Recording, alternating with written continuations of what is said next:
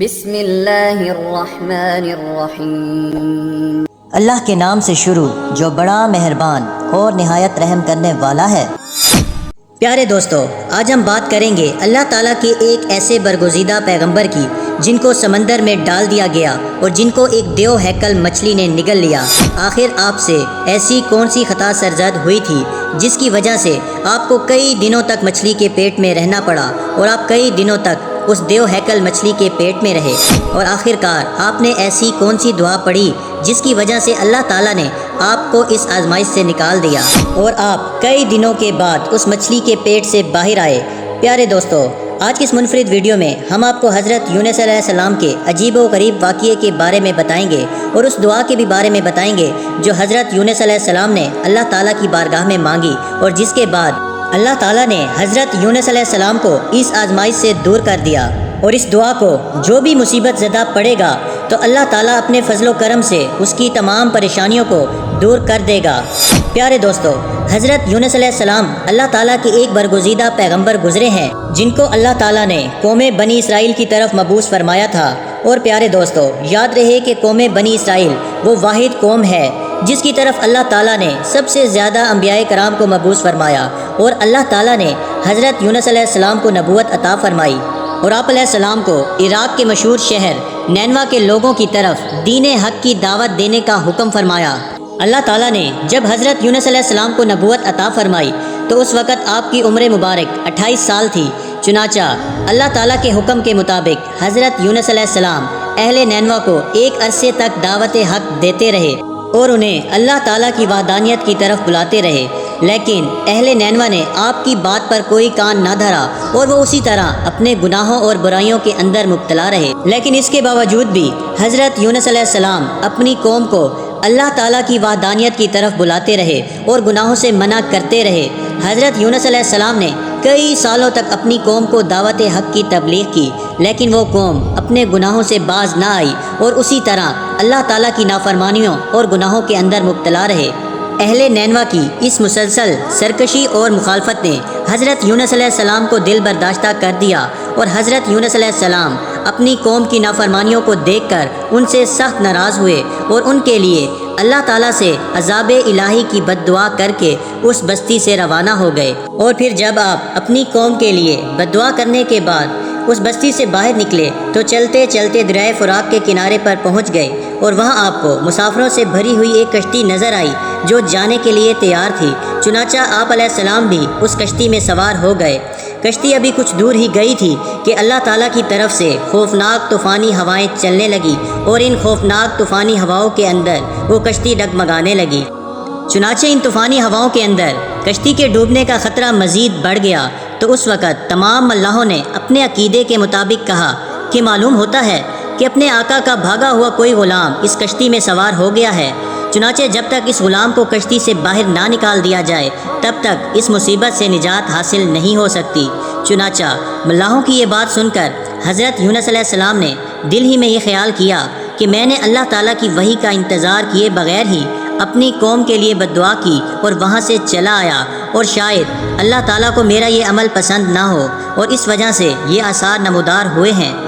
چنانچہ یہ منظر دیکھ کر حضرت یونس علیہ السلام نے ان ملاحوں سے کہا کہ میں ہی وہ بھاگا ہوا غلام ہوں جو اپنے آقا سے بھاگ کر یہاں اس کشتی پر سوار ہوا ہے، مجھے کشتی سے نیچے پھینک دو تاکہ یہ طوفان رک جائے۔ مگر کشتی میں سوار تمام مسافر اور ملاح آپ کے بارے میں خوب جانتے تھے اور آپ کو ایک نیک انسان سمجھتے تھے، اور وہ تمام لوگ آپ کی شرافت سے خوب واقف تھے۔ اس کے بعد یہ طے پایا کہ قرآن اندازی کی جائے گی، جس کا نام قرآن اندازی میں نکلے گا اس کو کشتی سے باہر پھینک دیا جائے گا۔ چنانچہ سب کی رائے کے مطابق قرآن اندازی کی گئی، اور پہلی ہی دفعہ میں حضرت یونس علیہ السلام کا نام نکل آیا، لیکن اس کے باوجود بھی تمام ملاحوں اور مسافروں کو یقین نہ آیا۔ اور پھر اس کے بعد دوسری اور تیسری بار بھی قرآن اندازی کی گئی، مگر ہر بار حضرت یونس علیہ السلام کا نام ہی نکلتا۔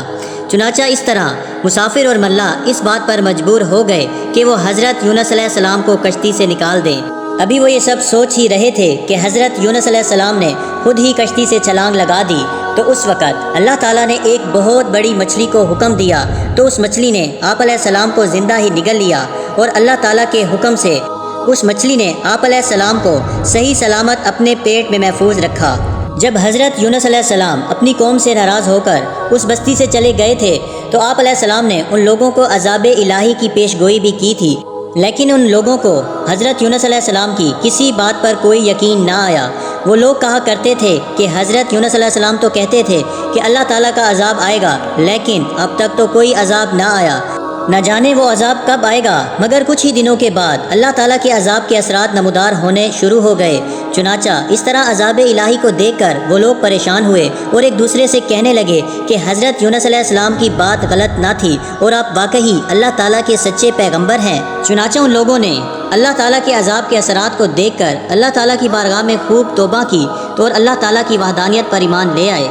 اور اللہ تعالیٰ سے اس عذاب کے ٹل جانے کی دعا کرنے لگے۔ تو اس وقت اللہ تعالیٰ نے ان لوگوں کی توبہ کو قبول فرما لیا اور ان کو اس عذاب سے محفوظ رکھا۔ پیارے دوستو، ادھر حضرت یونس علیہ السلام مچھلی کے پیٹ میں زندہ تھے اور اللہ تعالیٰ کی وحی کا انتظار کیے بغیر ہی اپنی قوم کو چھوڑ آنے پر نادم تھے۔ تو اس وقت حضرت یونس علیہ السلام نے اللہ تعالیٰ کی بارگاہ میں اپنی خطا کی معافی کے لیے یہ دعا پڑھی، لا إله إلا أنت سبحانك إني كنت من الظالمين۔ ترجمہ: اے رب العالمین، تیرے سوا کوئی معبود نہیں، تو ہی یکتا ہے اور میں تیری پاکی بیان کرتا ہوں، بے شک میں خود ہی ظالم ہوں۔ چنانچہ جب اللہ تعالیٰ نے حضرت یونس علیہ السلام کی یہ درد بھری دعا سنی تو اس دعا کو اپنی بارگاہ میں قبول فرمایا اور حضرت یونس علیہ السلام کو اس آزمائش سے نجات دی۔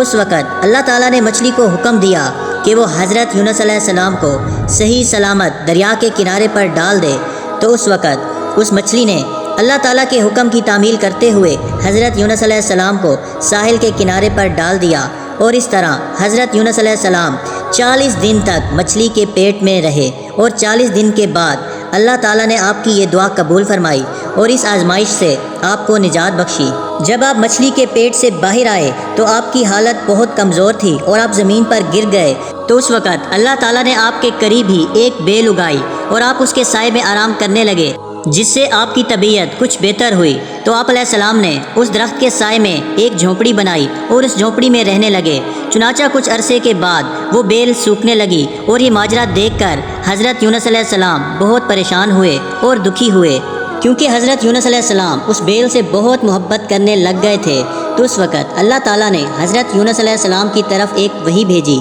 کہ اے یونس، تمہیں اس بیل کے سوکھنے کا بہت افسوس ہوا، جو کہ ایک معمولی اور حقیر چیز ہے، لیکن اپنی قوم کو چھوڑتے ہوئے یہ نہ سوچا کہ نینوا میں بسنے والے 1 لاکھ انسانوں اور اس کے علاوہ لاتعداد حیوانوں اور جانداروں کو ہلاک کرنے میں ہمیں ناگواری نہ ہوتی۔ کیا ہم ان کے لیے اس سے بھی زیادہ مہربان نہ ہوتے جتنا تم اس بیل کے لیے ہوئے ہو؟ اور آپ وحی کا انتظار کیے بغیر ہی اپنی قوم کو چھوڑ کر چلے آئے۔ ایک نبی کی یہ شان نہیں کہ وہ اپنی قوم کو بد دعا کر کے نفرت کی وجہ سے ان سے جدا ہونے میں جلدی کرے اور وحی کا انتظار بھی نہ کرے۔ پھر اللہ تعالیٰ نے حضرت یونس علیہ السلام کو یہ حکم دیا کہ وہ دوبارہ نینوا جائیں اور وہاں پر رہ کر نینوا کے لوگوں کو دین حق پہنچائیں۔ چنانچہ اس وقت حضرت یونس علیہ السلام اللہ تعالیٰ کے حکم کے مطابق نینوا کی طرف دوبارہ تشریف لے گئے اور انہوں نے حضرت یونس علیہ السلام کی آمد پر بہت خوشی کا اظہار کیا اور پھر حضرت یونس علیہ السلام سے دین کی تبلیغ حاصل کرنے لگے۔ اللہ تعالیٰ سے دعا ہے کہ اللہ تعالیٰ ہمیں بھی نیک اعمال کرنے کی توفیق عطا فرمائے اور برے اعمال سے محفوظ فرمائے۔ اسی طرح کی معلوماتی ویڈیوز دیکھنے کے لیے ہمارے چینل کو سبسکرائب ضرور کریں۔ جزاک اللہ۔